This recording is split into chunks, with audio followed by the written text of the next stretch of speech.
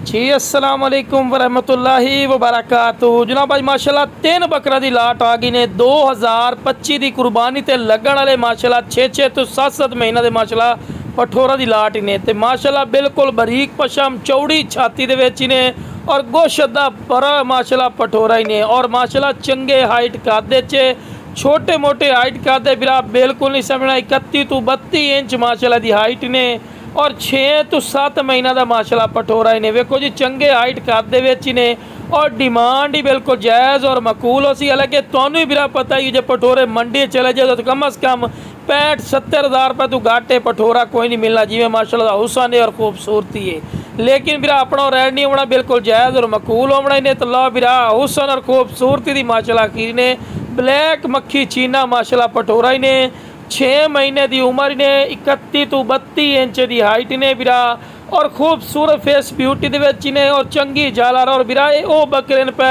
अगर अच्छी संभाल कर सो तो 100 kg 120 kg आराम नाल वजन भी कर जाते हैं।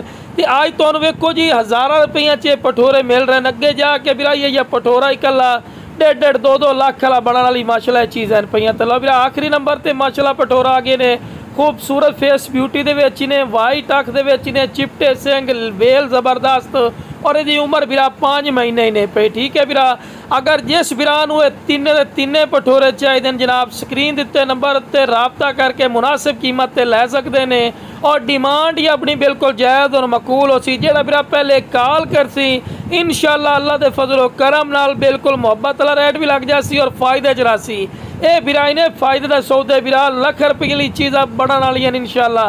लेकिन फौजी गोट फार्म से 1000 रुपये मिल सन। बाकी जनाब मेरे को कोई आना चाहे लोकेशन लुडन शहर जिला विहाड़ी है लुडन मेन अड्डे ते UBL बैंक और PSO पंप के सामने और कार्गो की सहूलत जी आल पाकिस्तान माशाल्लाह मौजूद है। ओके जनाब अस्सलाम वालेकुम।